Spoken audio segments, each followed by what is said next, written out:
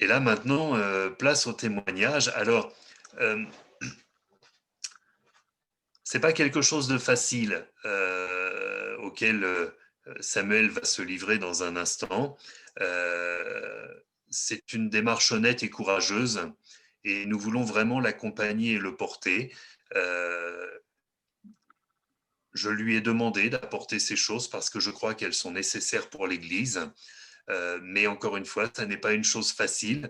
Euh, Vraiment, je crois que notre devoir est d'être à l'écoute, d'être bienveillant et de nous poser la question, et moi, où j'en suis?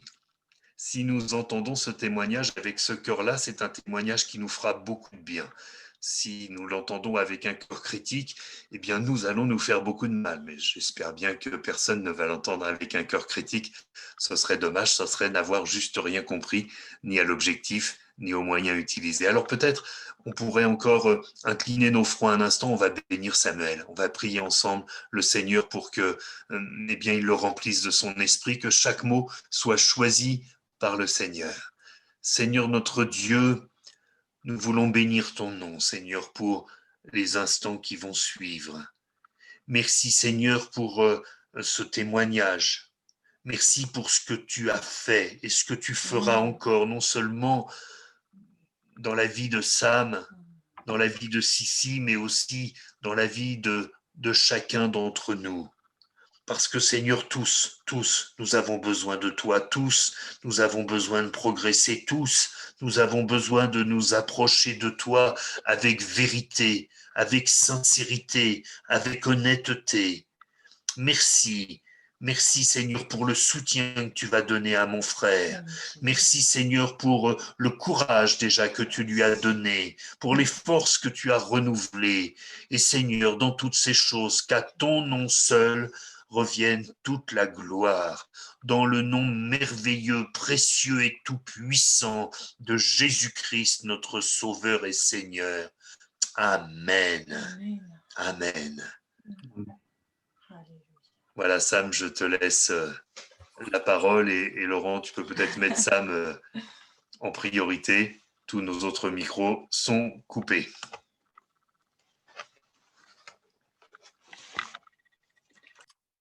Ok. C'est bon, tout le monde m'entend? Ok. Donc, comme l'a dit Didier, c'est pas facile, mais c'est une étape nécessaire. Parce que déjà, de un, vous avez su que j'ai été très malade depuis un certain temps. Et on peut mettre une date sur ce certain temps. Avec Sissi, on a mis une date.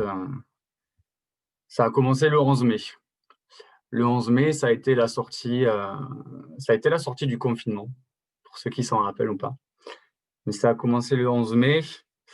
Et à partir de là, le Seigneur a fait un travail, m'a bien travaillé.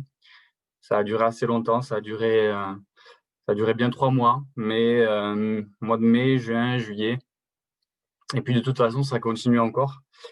Et ça continuera, je l'ai compris aujourd'hui, jusqu'à la fin de ma vie. Plus qu'un témoignage de guérison, c'est pas qu'un témoignage de guérison que je veux vous partager ce matin, parce que ça serait faux de dire de toute façon que physiquement, je suis complètement guéri.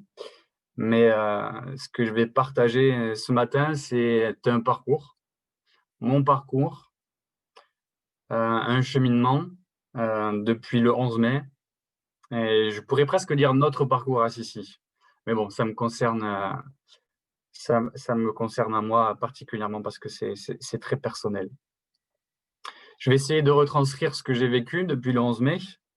Mais comme je dis, c'est tellement personnel que même moi aujourd'hui, mettre des mots dessus, c'est pas difficile, mais j'essaye d'être clair et de faire ce retour en arrière et en discutant, en préparant ces moments avec Didier et Sonia, avec Sissi.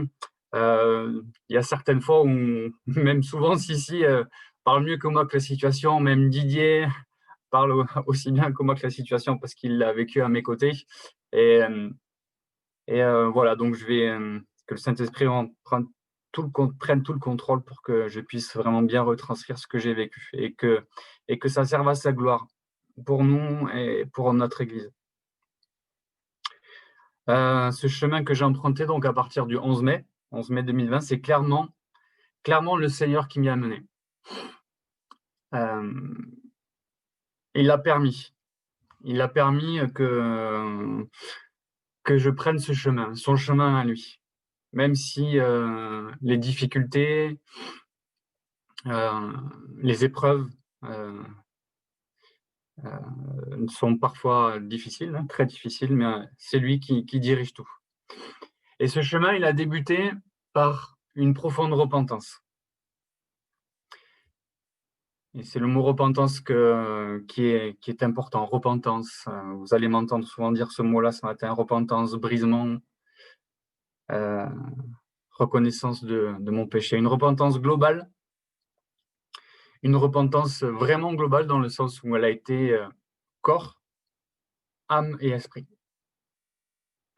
Une repentance qui m'a fait descendre de 10 étages, voire même de 20 étages. Pour ceux qui ne connaissent pas un peu mon parcours, la plupart le connaissent, mais je vais le redire pour ceux qui ne me connaissent pas depuis tout petit dans l'Église. Hein. J'ai donné mon cœur au Seigneur vraiment tout petit, hein, à l'âge de 10 ans. J'ai vraiment sincèrement donné mon cœur au Seigneur à cet âge-là. Baptisé du Saint-Esprit dans les camps d'ados, baptisé du baptême d'eau par immersion à 14 ans, servi le Seigneur activement dès 17 ans sans jamais s'arrêter. Et ma démarche a toujours été sincère. Parce que j'aimais Dieu, j'aime Dieu tout court, je l'aime de tout mon cœur. Mais dans cette démarche avec Dieu et dans mon parcours, j'ai souvent été sincère, mais j'aime bien cette expression, mais sincèrement dans l'erreur.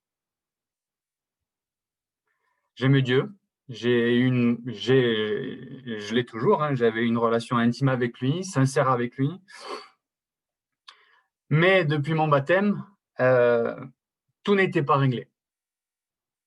Tout n'était pas réglé, tout n'était pas confessé et tout n'était pas mis en lumière devant Jésus. Et à cause de ces choses, de certaines choses non réglées, mais en fait, il y a eu un glissement progressif. Pas tout remettre en question dans mon service et dans peut-être le bien que j'ai pu faire à certains d'entre vous, je pense notamment aux ados, aux jeunes. J'espère que vous n'allez pas être trop déstabilisés par ce que je vais dire.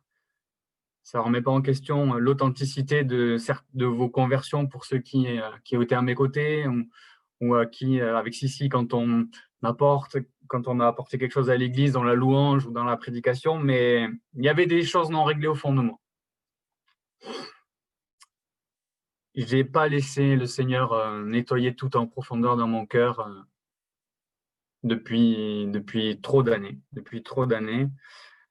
Pour être franc et direct avec vous, je me prenais pour qui j'étais pas. J'avais une très bonne opinion de moi-même. Et pour être honnête avec vous ce matin, une trop haute opinion de moi-même tout court. Parfois, ça m'en rendre compte, mais au bout d'un moment, quand c'est trop et ça ressort. Et voilà, je me prenais pour qui j'étais pas clairement. Vous avez prié, merci Seigneur, merci à l'Église, tous les frères et sœurs, pour que je me rétablisse. Parce que je suis vraiment tombé très très bas physiquement, moralement.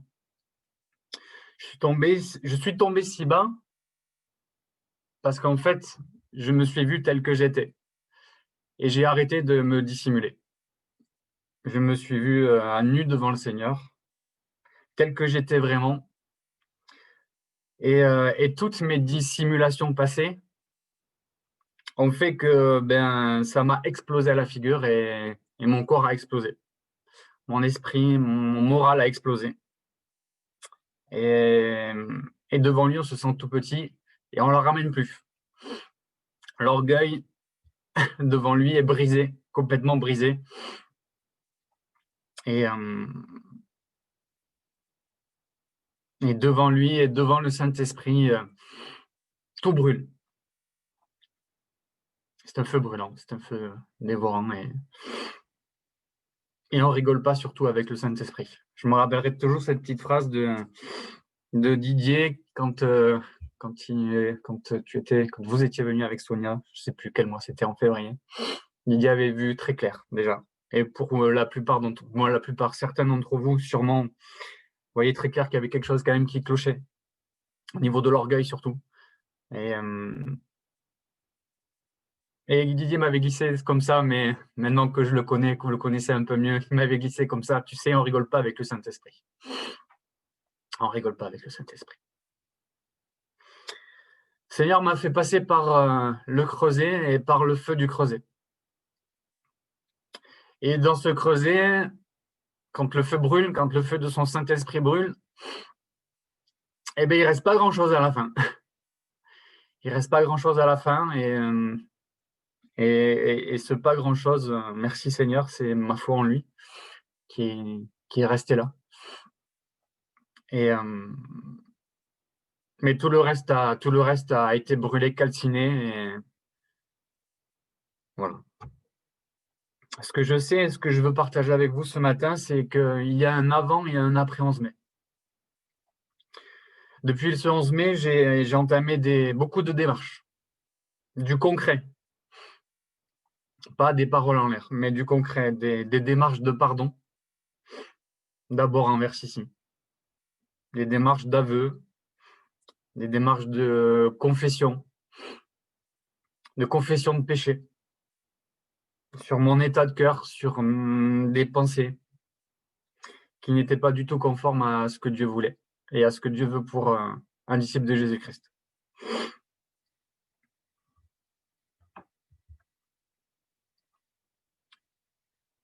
Et toutes ces démarches, je les ai faites parce que ce verset dès le début de ma crise et même avant me revenait. C'est quand David parle et qu'il dit dans le psaume 32, « Tant que je me suis tu, mes os se consumaient. » Et c'était exactement ça. Tant que je me taisais, mon corps se consumait. Mon moral se consumait. Et petit à petit, c'était plus tenable en fait. Et en fait, ce confinement, ça a été un mal pour un bien, parce que je me suis retrouvé, pas seul, mais presque seul devant le Seigneur, et je me suis vu dans cet état-là, et voilà, je savais que soit j'arrêtais les bêtises, soit je confessais mes erreurs, devant le Seigneur, bien sûr, d'abord, mais devant mon épouse et devant bien d'autres, mais le Seigneur allait m'aider à me relever.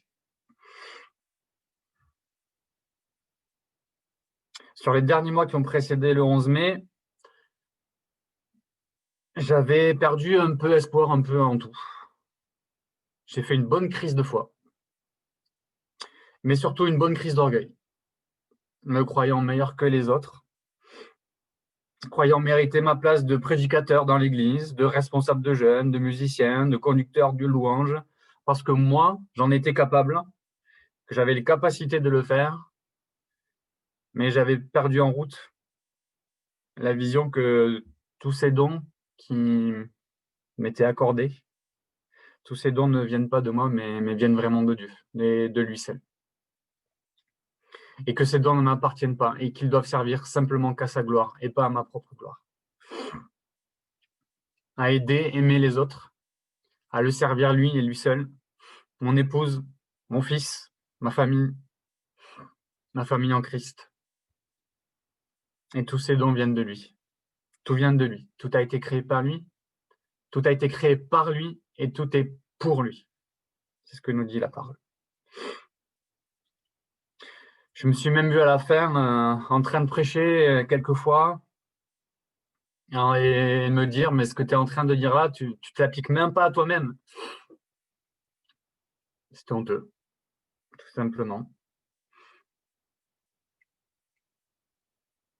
Même dans mon cœur, quand on parlait du bâtiment et de cette parole qui était donnée, que le Seigneur allait pourvoir, et pourvoir pour un second ministère, au fond de moi, je l'ai jamais dit publiquement, par crainte de Dieu quand même, mais au fond de moi, je jugeais cette parole. Et pour qui je me prenais pour juger cette parole? J'ai demandé pardon au Seigneur et pardon aux personnes concernées d'avoir jugé. d'avoir jugé. Pareil pour la venue de Didier et Sonia. Quand on a appris que c'était Didier et Sonia qui étaient pressentis pour venir, j'étais très sceptique au début. Je ne leur ai pas fait le meilleur des accueils. La première fois que je les ai vus, c'est le peu de le dire. Très froid, très distant. Mais je leur ai demandé pardon aussi pour ça.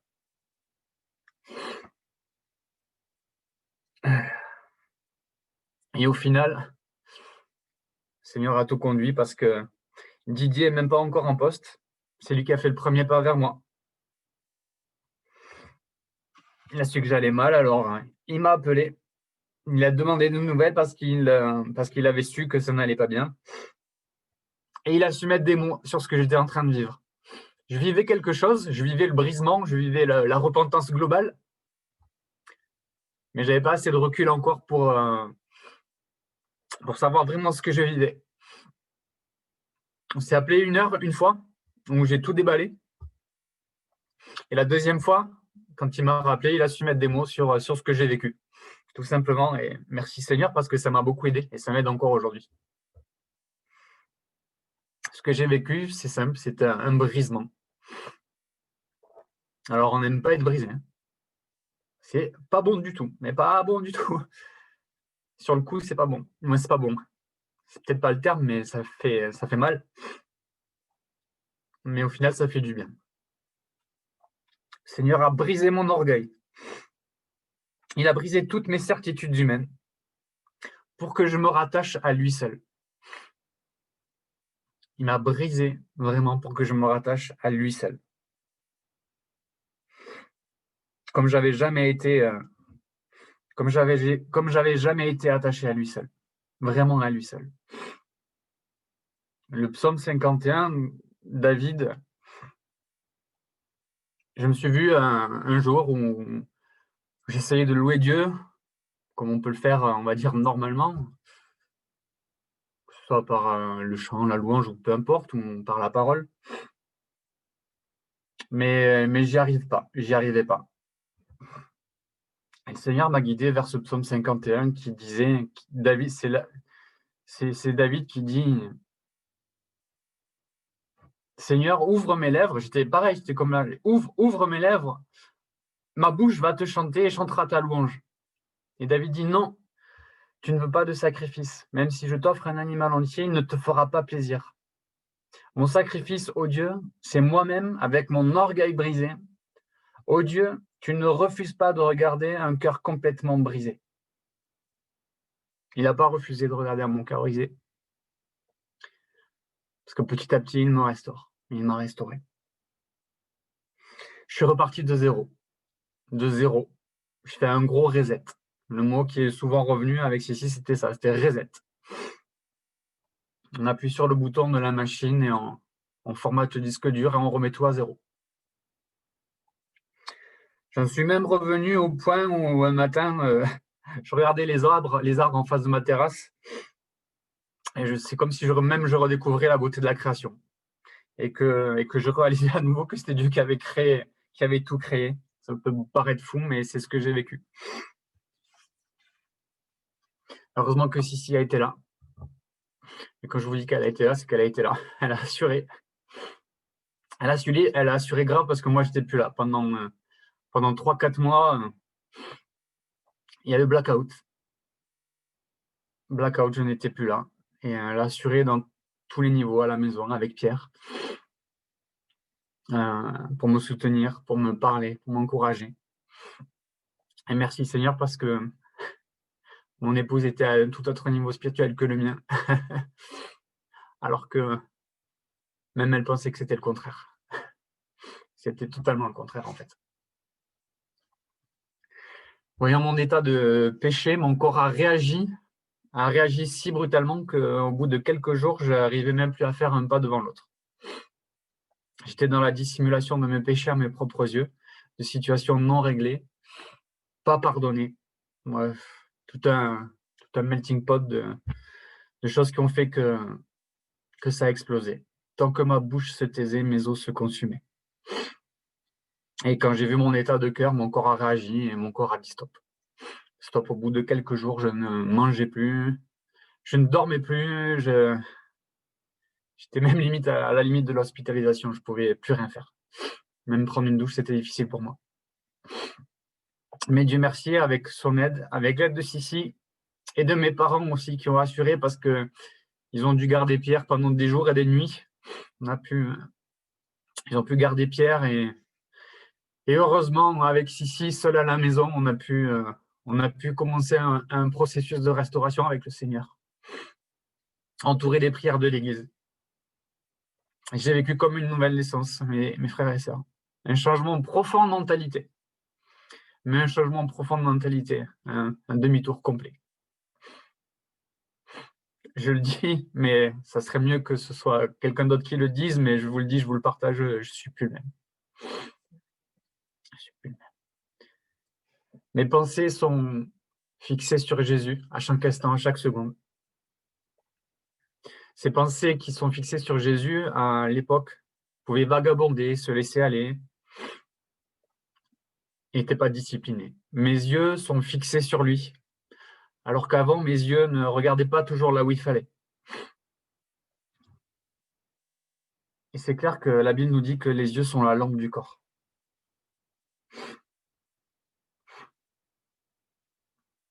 Ton œil est la lampe de ton corps. Et lorsque ton œil est en bon état, tout ton corps est éclairé.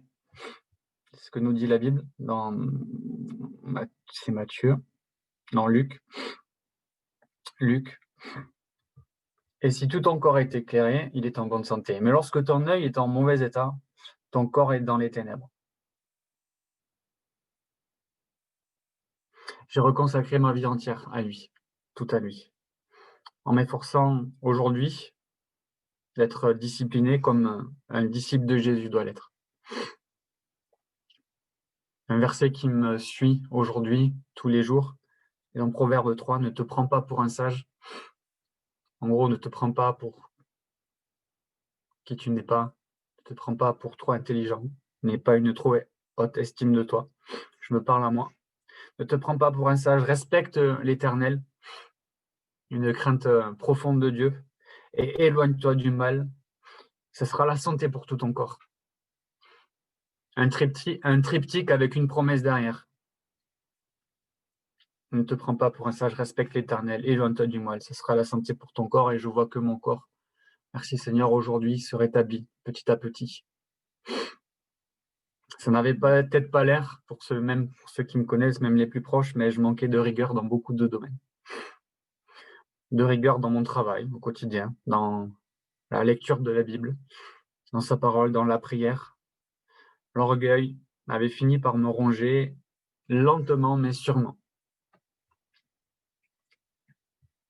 De toute façon, la Bible est claire avec ça, il faut veiller et prier en tout temps. Matthieu 26, 41, veillez, priez, afin que vous ne tombiez pas dans la tentation. L'esprit est bien disposé, mais la chair est faible. Romains 7 et Romains 8 m'ont accompagné pendant ces moments. Je ne vais pas le relire parce que c'est beaucoup trop long, mais Romains 7 nous explique qu'il y a une bataille dans notre corps charnel qu'on hérite en Adam et en Ève, mais que cette bataille, Jésus l'a remportée et qu'en lui, il n'y a plus de condamnation. C'est Romains 8 qui le dit directement. 1 Corinthiens 10 que celui qui croit être debout, c'est bien, qui croit être debout, prenne garde de tomber. Je me suis mis dans cette situation tout seul, comme un grand. Il n'y a personne qui est responsable de ça. Mais dans cette situation, Jésus était toujours là, il était toujours fidèle, malgré mon manque de discipline, malgré mon manque d'amour pour lui et malgré mon manque d'amour pour moi-même et donc pour les autres. J'ai fait tout un tas de demandes et de démarches de pardon, de choses de mon passé non réglées, avec lesquelles je vivais, mais consciemment, inconsciemment, qui étaient enfouies et dissimulées et pas réglées. Et toutes ces démarches, toute cette demande de pardon, c'est pas moi qui les ai créées, c'est ce changement de mentalité, c'est cette vie sous la crainte de Dieu, c'est le Seigneur qui a permis ça. D'ailleurs, dans mes démarches de pardon, certains sont, je pense, présents et on en a entendu Et s'il y avait eu quoi que ce soit envers quelqu'un qui est présent, qui entendrait cette vidéo, sachez que aujourd'hui, je suis quelqu'un d'accessible et de ne plus inaccessible, avec qui on peut parler, discuter.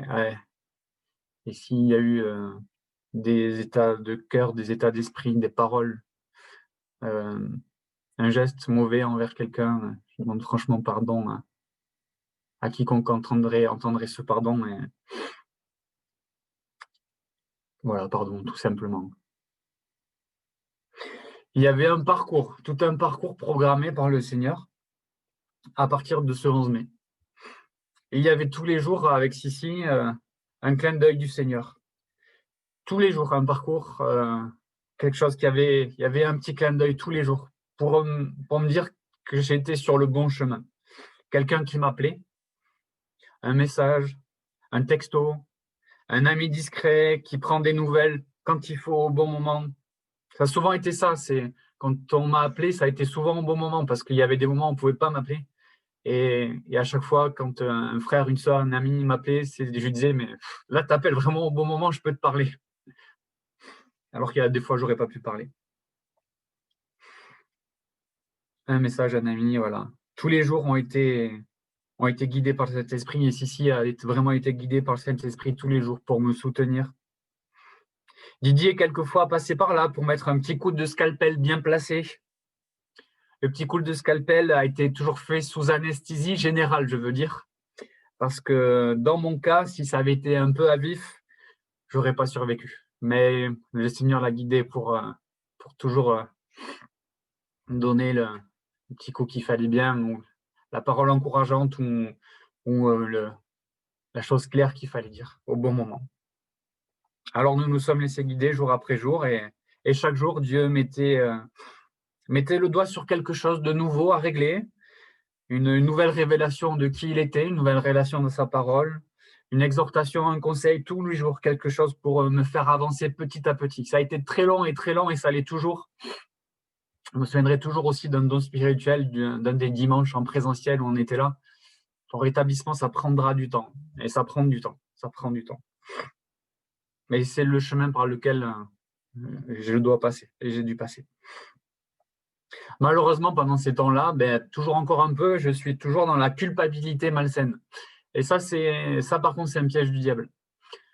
Tomber dans la culpabilité malsaine de se dire qu'on est moins que rien, qu'on ne vaut rien, que les erreurs, que ce que j'ai fait dans le passé, c'est irréparable, hein, que j'arriverai jamais à m'en sortir, que je suis la plus mauvaise des personnes. Ça, c'est de la culpabilité malsaine dans laquelle je prie le Seigneur qu'aucun de nous, aucun de vous ne tombe. Cette culpabilité a été entourée d'angoisse et d'anxiété. J'étais déjà anxieux un peu de nature, mais là, ça a explosé. Anxieux pour à peu près un peu tout. Mais le Seigneur, ça, il va me soigner, il me soigne tous les jours. Et merci au Seigneur de me guider. J'ai bientôt fini, j'espère que je ne suis pas trop long. Je veux parler spécialement d'une parole d'une sœur de l'Église qui a marqué mon parcours. Ça a été un texto. C'était vers le début de ce chemin de brisement. Et je vais vous citer le message tel quel. Bonjour Sam. Ce matin, en priant pour toi, cette pensée m'est venue. C'est un encouragement et je voulais te partager cela. Cette période difficile que tu traverses est un tremplin pour que tu rentres dans les projets de Dieu pour ta vie. J'ai pensé à Élie, David, Joseph. Tous ceux qui avaient reçu un appel ont dû passer par le creuset de l'épreuve. Ils sont sortis vainqueurs et le Seigneur s'est servi d'eux pour sa gloire. Loué soit le Seigneur au creux de la nuit. L'aube d'un jour nouveau arrive. Voilà la pensée que j'avais. Tu n'es pas seul dans le combat, une église prie pour toi. Si tu sépares ce qui est précieux de ce qui est vil, tu seras comme ma bouche, dit le Seigneur, avec toute mon affection fraternelle. Alors la personne, quand je l'ai vue, quand je l'ai eu au téléphone d'ailleurs, j'ai fait une démarche de pardon vers cette sœur-là. Elle s'est un peu excusée de m'avoir donné cette parole parce que c'était un peu, la fin est un peu dure. Si tu sépares ce qui est vil de ce qui est précieux, tu seras comme ma bouche. Mais elle s'est un peu excusée, mais elle savait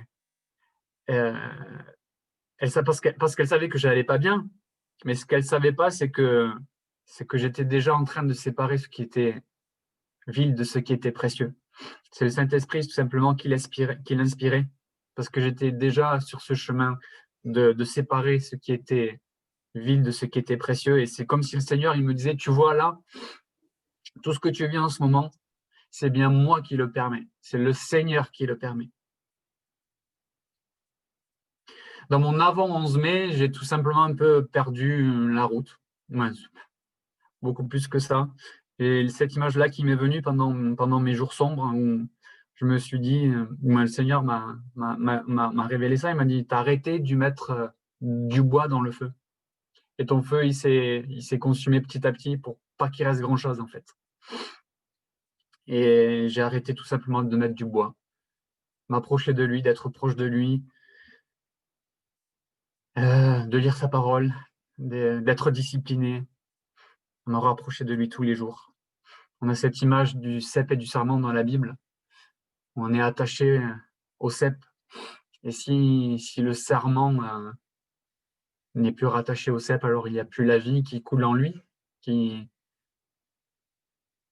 ce cep que notre Dieu, notre Père, fait jaillir en nous, fait vivre en nous.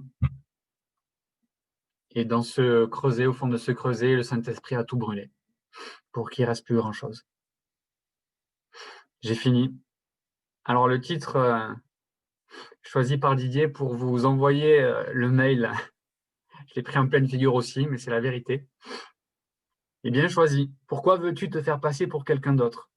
Et dans mon cas précisément, c'est Sissi qui m'a un peu dirigé vers ça, mais c'est parce que là, j'ai besoin aussi d'un peu de recul. Pourquoi veux-tu te faire passer pour quelqu'un d'autre? Précisément, dans mon cas, c'était pourquoi veux-tu te faire passer pour quelqu'un de parfait? J'essayais de me faire passer pour quelqu'un de parfait. Arrête de dissimuler qui tu es, le Seigneur m'a dit. Dieu nous voit tels que nous sommes. Impossible de tricher avec lui. Que toute la gloire lui revienne dans ce témoignage. Que le Seigneur me garde de retomber dans tous ses travers et dans tous ces faux semblants. Tant que je me suis tu, mes os se consumaient. C'est ce que j'ai vécu. J'ai arrêté de me taire. J'ai confessé au Seigneur, à mon épouse, à d'autres personnes.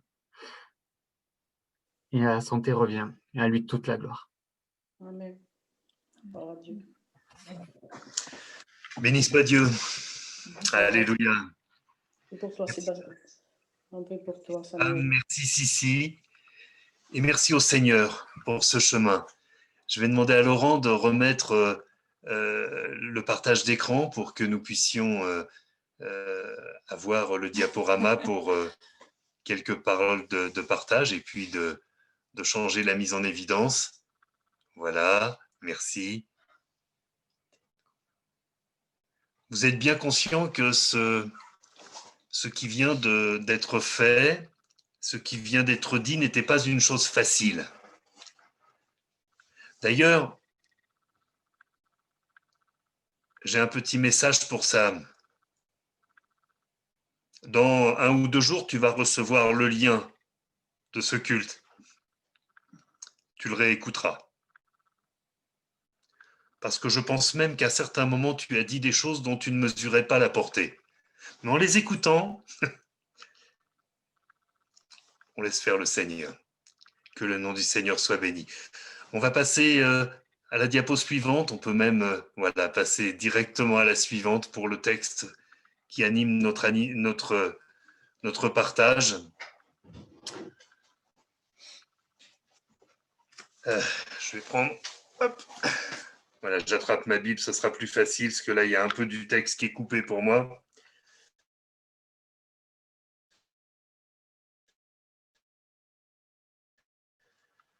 Dans ce temps-là, Am tomba malade. Et Jéroboam dit à sa femme, « Lève-toi, je te prie, et déguise-toi, pour qu'on ne sache pas que tu es la femme de Jéroboam, et va à Silo. » Voilà. Là est Achija, le prophète. C'est lui qui m'a dit que je serais roi de ce peuple.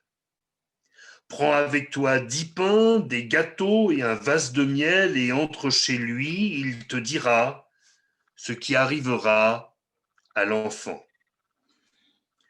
La femme de Jéroboam fit ainsi. Elle se leva, alla à Silo et entra dans la maison d'Achija.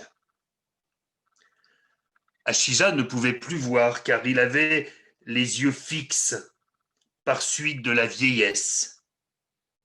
C'est-à-dire qu'il était devenu aveugle.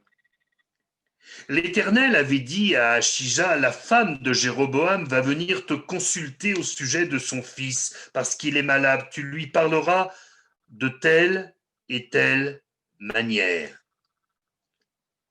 Quand elle arrivera, elle se donnera pour une autre. Elle se fera passer pour quelqu'un d'autre.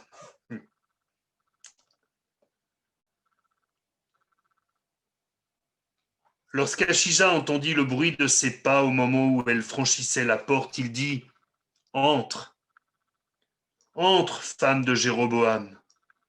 Pourquoi veux-tu te donner pour une autre? Je suis chargé de t'annoncer des choses dures. »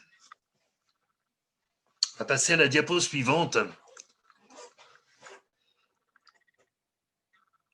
Et je crois que ce que Samuel a partagé avec nous, il n'est pas le seul à le faire, il n'est pas le seul à le vivre, il n'est pas le seul à en avoir souffert, il n'est pas le seul à avoir eu besoin de guérison et d'autres en ont encore besoin. Mais pour guérir, eh bien, il faut savoir exactement de quoi on parle. La première des raisons pour laquelle on peut vouloir se faire passer pour quelqu'un d'autre, nous l'avons entendu le plus souvent, c'est l'orgueil. On ne veut pas montrer ses faiblesses, on ne veut pas confesser ses péchés, on ne veut pas être jugé par les autres, on veut se donner l'impression qu'on est beaucoup mieux que ce que l'on est. Et le pire, c'est que l'on finit par le croire. Mes frères et sœurs, Jean 14,6 nous dit que Jésus est le chemin, la vérité et la vie. Ce que nous avons entendu ce matin, c'est le témoignage d'un chemin. C'est le témoignage d'un chemin qui a fait repasser un homme par la vérité pour accéder à la vie. Et s'il avait refusé cette vérité, il aurait fini par perdre sa vie. Non seulement sa vie physique, mais sa vie éternelle avec le Seigneur. Je ne dis pas ça pour donner une dimension plus impressionnante à l'expérience de Samuel. Je dis ça parce que je sais que d'autres sont dans le même état. Peut-être me direz-vous, oui, mais ceux-là ne sont pas responsables de jeunesse, ceux-là ne sont pas prédicateurs, ceux-là ne sont pas musiciens, ceux-là ne sont pas conducteurs de louanges. Je ne sais. Mais il y a tellement d'autres manières de vouloir se faire passer pour quelqu'un d'autre. Quelle prière fais-tu monter dans l'église? Quelle louange fais-tu monter dans l'église? Est-ce une louange ou une prière qui attend d'une oreille attentive les Amen, les Alléluia, te donnant l'impression que ta prière était meilleure que celle des autres, que ta louange était plus spirituelle, que tu as emmené l'église avec toi dans la présence de Dieu? Ou est-ce que ce que tu attends, c'est l'approbation de Dieu dans ton cœur? Je crois qu'il nous est arrivé à tous. Et si ce n'est à tous, c'est au moins à moi de faire des prières que je qualifie d'horizontales. Parce qu'elles n'avaient pas pour but d'être entendues devant le trône de Dieu, elles avaient pour but d'être entendues par ceux qui étaient dans la même salle. Et croyez-moi, ces prières-là sont exaucées, ou tout au moins, leur intention est exaucée. Elles sont bien entendues de manière horizontale, mais en aucun cas de manière verticale.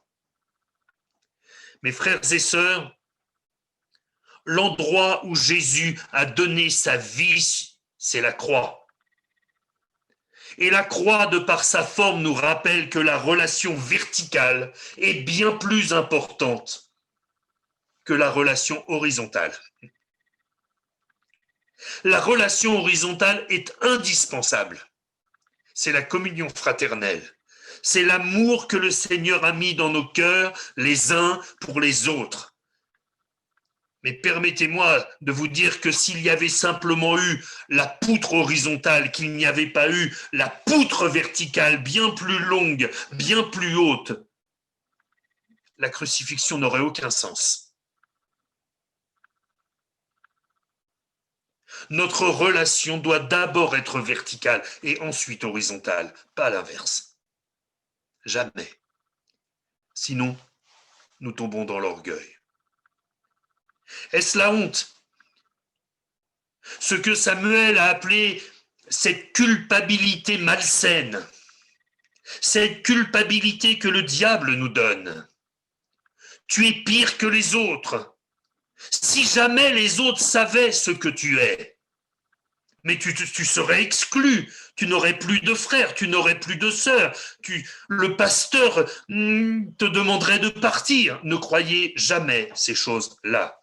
Moi, ce que je crois, et je rejoins Samuel sur Romains chapitre 8, verset 1er, ce que je crois, c'est qu'il n'y a plus aucune condamnation pour ceux qui sont en Jésus-Christ. Je crois que tant que nous nous taisons, nos os se consument, tant que nous ne confessons pas notre péché, tant que nous en gardons le secret, nous sommes perdus, nous nous enfonçons, nous sommes tirés vers le bas. Mais ce que j'entends encore, c'est que même après des années d'erreur, même après des comportements qui n'auraient pas dû avoir lieu, même après, eh bien le Seigneur a encore tendu la main. Il a encore tendu la main. Mon frère, ma sœur, n'aie pas honte de ce que tu es. Nous sommes tous, et je sais que ça n'est pas une prédication qui plaît, nous sommes tous des pécheurs sauvés par grâce. Le jour où nous commençons à penser que nous sommes des gens bien, nous sommes fichus. Nous sommes fichus. Mais tant que nous nous considérons comme des pécheurs qui ont besoin de la force du Seigneur pour être sauvés, pour aller jusqu'au bout du voyage, alors nous sommes en bonne route. Que le nom du Seigneur soit béni. Peut-être quelqu'un voudra se faire passer pour quelqu'un d'autre par intérêt. Vous savez, on apprend à l'école primaire que la conjugaison, c'est je, tu, il. Mais avec le Seigneur, on apprend une autre conjugaison. Il, lui en premier. Tu, toi, mon frère, ma sœur. Et enfin, je. Vous voyez, même dans la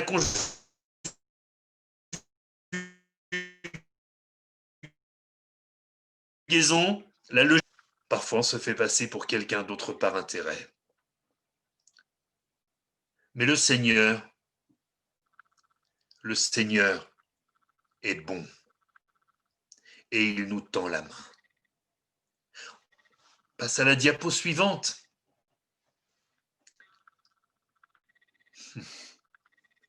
Je suis chargé de t'annoncer des choses dures.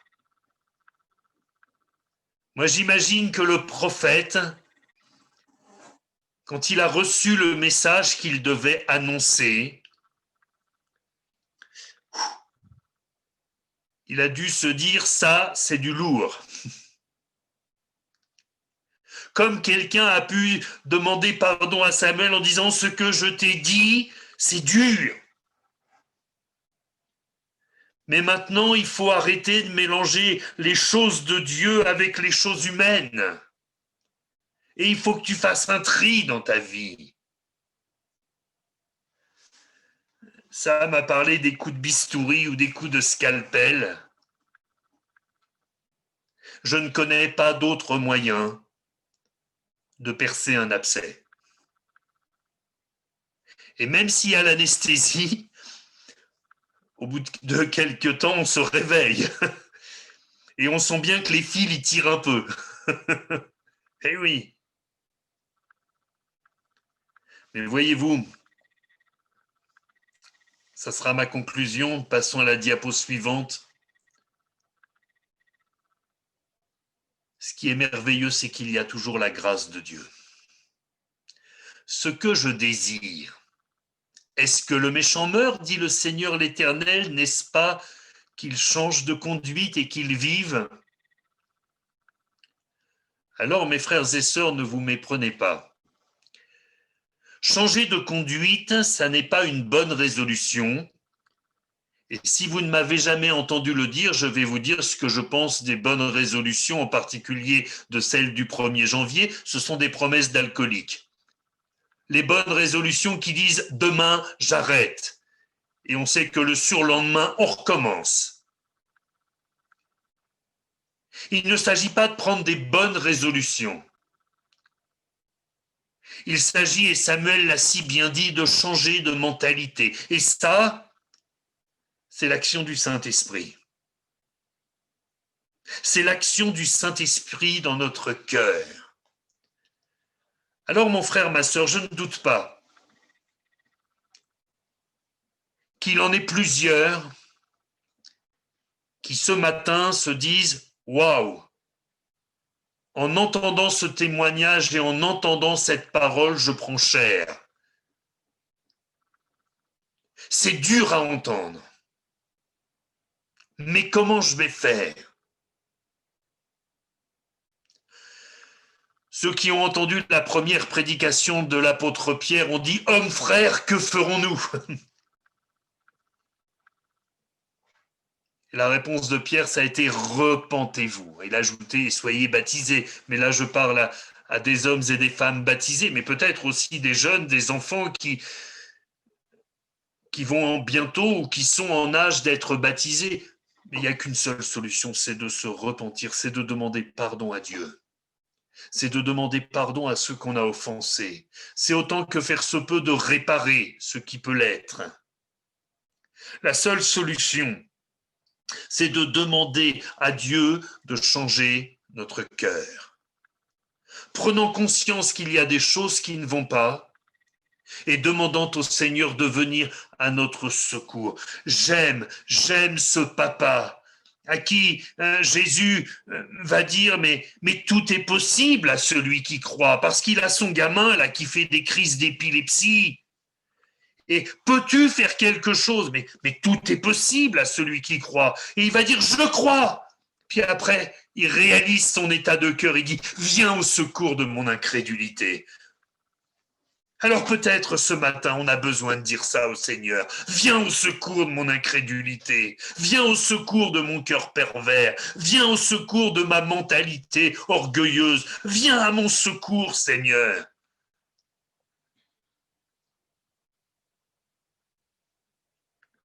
Parfois, on entend des choses étonnantes, des bien-aimés auxquels nous témoignons et qui nous disent « Mais qu'est-ce que j'aimerais avoir votre foi ?» Pourtant, notre foi, on n'en a pas une si haute opinion. Si nous avions la foi comme un grain de sénévé, nous déplacerions des montagnes.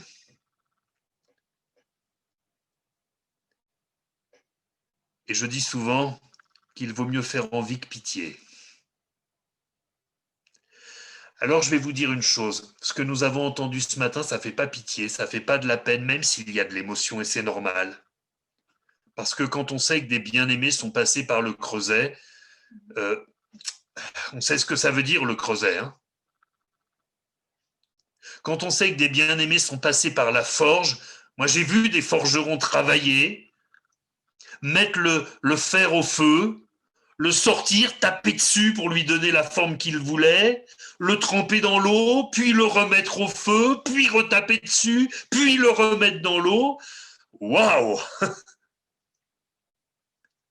Avant de faire un sabre de samouraï, il y a un sacré travail qui se fait sur le métal.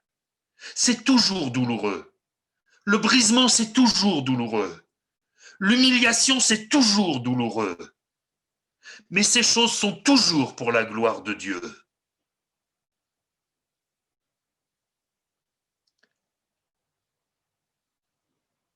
C'est vrai, il y a quelques mois, je n'ai pas été accueilli par un Samuel aimant.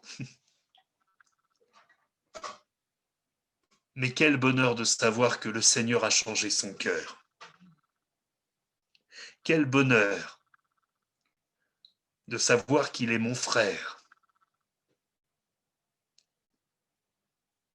Alors, je ne vous demande pas de lever la main, je ne vous demande pas d'activer votre micro, mais je vous demande de répondre dans votre cœur. N'as-tu pas besoin de passer par ce creuset-là? N'as-tu pas besoin de passer par cette forge-là? N'as-tu pas besoin de redevenir vrai devant ton Seigneur? D'être celui ou celle que tu es vraiment.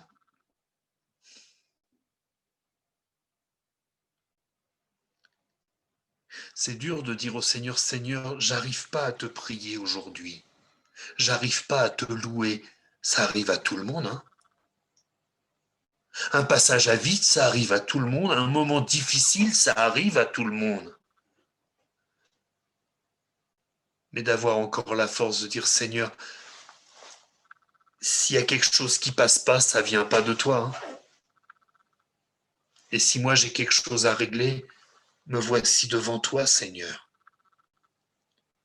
Et si j'ai besoin de m'humilier devant toi ou devant quelqu'un d'autre, bien Seigneur, à toi la gloire. À toi la gloire. À toi la gloire. Faut-il ajouter quelque chose? Mes frères et sœurs, c'est un chemin que nous avons entendu, c'est un parcours, c'est un cheminement. Au bout de ce chemin, il y a la gloire de Dieu.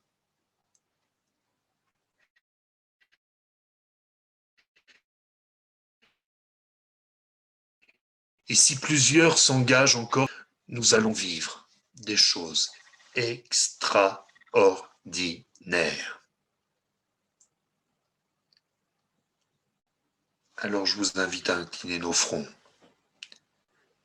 Nous allons prier le Seigneur, après quoi, eh bien, nous pourrons remettre nos micros et puis nous saluer fraternellement, affectueusement dans le Seigneur. Grand Dieu du ciel, nous avons tellement besoin, Seigneur, d'être vrais devant toi, d'accepter, de nous remettre en question. Ta parole nous dit que chacun s'examine soi-même. Je te loue pour ce que tu as fait dans la vie de Samuel et de Sissi.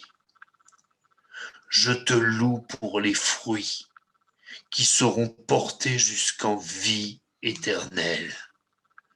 Je te célèbre à cause de ta bonté et de ta miséricorde. Tu ne regardes pas à nos défauts, tu ne regardes pas à nos fautes. Mais Seigneur, tu nous tends la main afin que nous devenions comme tu veux que nous soyons. Alors merci Seigneur. Merci pour ce que tu as fait, pour ce que tu vas faire, pour les manifestations de ta gloire dans notre Église et dans notre ville, dans notre région. Que toi seul en sois loué, célébré, au nom de Jésus-Christ. Amen. Amen. Gloire à Dieu.